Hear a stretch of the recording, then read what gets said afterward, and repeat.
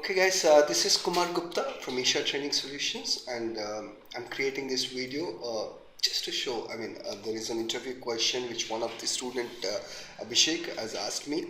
Looks like, this has been posted to him from one of the interviewer.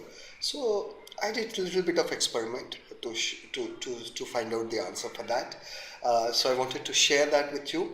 So I've worked in performance testing for so long, implemented so many projects, but never paid attention to this small details.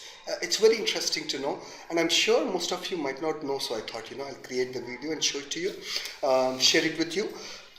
When it comes to Isha, we are providing the project supports for JMeter, loadrunner, neoload tools, and also we are implementing some projects as well, especially in the JMeter and loadrunner area.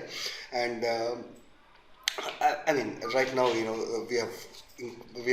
are giving trainings for a whole bunch of tools, guys. So we have started performance engineering training, which became a huge success. I'm very happy with that. And loadrunner, provide trainings on various protocols, JMeter, neoload. Okay, so and starting some new trainings on Gatling, and then advanced JMeter, and Dynatrace and all that. So yeah, coming back to the interview question, very interesting one. So in the analysis, in the load runner, in the analysis and in the summary report, it shows the response times, the average transaction response times, or the transaction response times.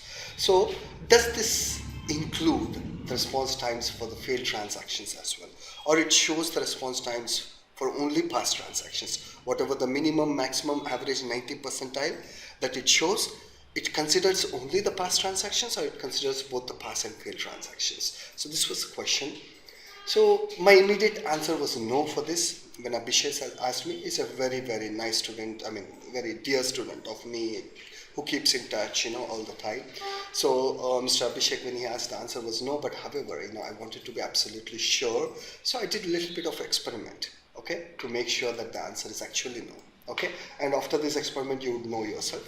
So for that, I've created the script, okay, on the same web tools application, okay. So this is the launch piece of code, and here is the login piece of code, okay. And I have started the transaction T1 here, and T1 ended it here, and the T1 is to capture the response times for login.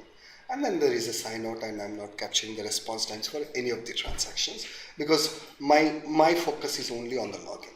And I've parameterized the username and password and usernames. I've given some meaningful usernames and also some non-meaningful usernames, so that for some of the transactions it passes, some of the transactions it fails. That's the whole idea.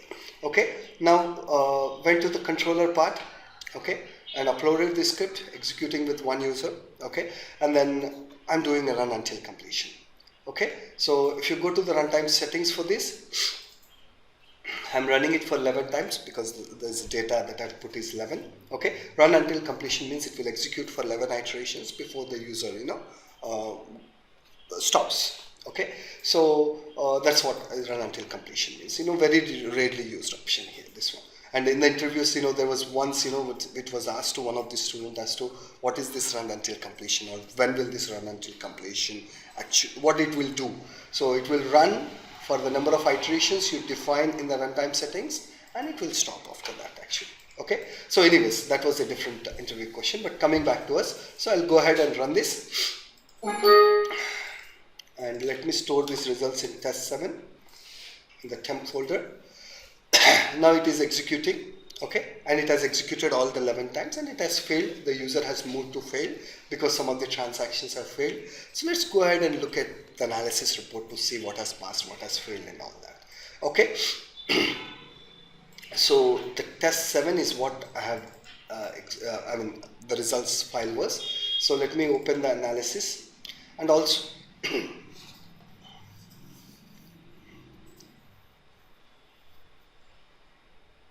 oh, there was a small mistake. Let me see what I've done.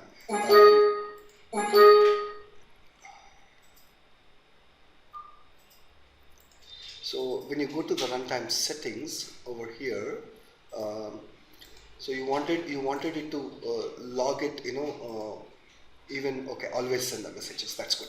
Okay, so we are good with it. So let's go ahead and look at what has happened in the summary report. If you look at this summary report, okay, T1 is my focus. This is the only transaction which I have defined. And if you can look at the minimum, it's 0.078 and maximum is 0.114. Okay, so and then you see 4 transactions has passed, 7 transactions has failed. So minimum of both pass and fail together. What was the minimum it is showing, or it's only for the pass, is what we need to figure out. And maximum, it's both for pass and fail or only for the pass. Okay, and the average 90 percentile and the average will be obviously will be for both. If it's for pass, it will be for pass, or if it's for both, it will be for both. Okay, so now let's see what all the response times it is for all the 11 of them. Okay, so if you want to look at the response times, go to the log file. We have logged everything. Okay, look at the response times. Okay, T1 was the transaction. Find all in the current document, and you see ended with a pass, duration is blah blah blah. So you wanted to capture everything which is T1 ended with. Okay, so that you would know what all the response times T1 ended with. Find all in the current document, and it has executed 11 times. 1 2 3 4 5 6 7 8 9 10 11. Okay, it's total 11 times. It is giving the response times for all the 11 iterations. And if you look at it, the ones which are passed, okay, the minimum is what? 0.0. These are the ones which has passed. 1 2 3 4 are passed. And of the things which are passed, if you look at it, the minimum is 0.0775 and the maximum is 0.1137. Is that what my summary report is showing?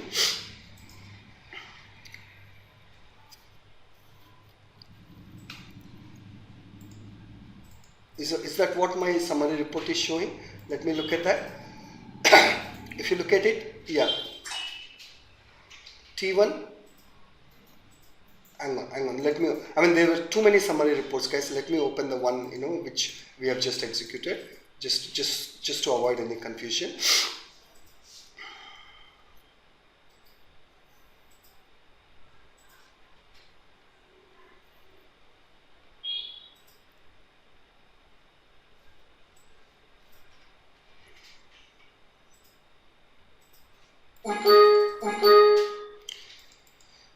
Okay, if you can see, the maximum is 0.114, minimum is 0.078.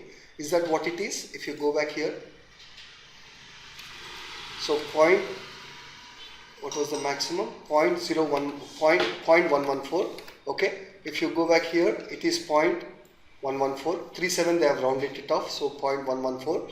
That's the maximum. And you look at it. These are the only 4 transactions which has passed. Out of the maximum is 0.1137, which is 0.114 if you round it off.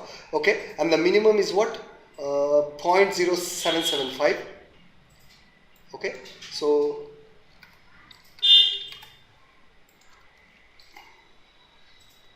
they have taken this as they round it off and they say 0.778. Okay, so that's a minimum. Okay, so basically if you look at it, 0.0778. Okay, so there is the log. Okay, you see 0.0775 is there, but they round it off and made it as 0.0778. For this 5 they have made it as 8. But you know that whatever it is, this is only for the past transactions. My summary report is showing only for the past transactions. Okay, clearly it is not for the failed transactions. Had it included the failed transactions, you see these are all the failed transactions. Had it included the failed transaction, the minimum would have been 0.0666 or no, 0.0635, no, 0.0617 would have been the minimum, or 0.06, okay, it's 0.0604 would have been the minimum. Okay, had it included the failed transactions as well, the minimum would have been 0.0604. And if you took the 90 percentile as well, or if you take the average, it would have been somewhere between 0.7 or something like that. Okay, but the average is 0.088. You see, 0.088. But here, if 0.088, but if it would have considered all the failed transactions as well, if you take the average of it, it would have been 0.07 or something like that, because there are a bunch of transactions which are in 0.06. Okay, and the minimum would have been 0.064. So clearly it is evident that, okay, clearly it is evident that whatever the test that we have run and whatever the transaction response times that it is capturing, it is only for the pass. It's not including the response times for the fail when it is showing the minimum, average, maximum standard deviation and the 90 percentile response times. So yes, the answer for that question would have been no. Okay, and the next question, which was not by Abhishek, but it was asked long time back by one of the student, okay, which I will cover in the next video, guys, which I will cover in the next video. Thank you for watching this video, and keep watching. Subscribe for my channel so that you continue to get all the interview questions, and soon I will be updating you with some geometry interview questions as well. Thank you, guys.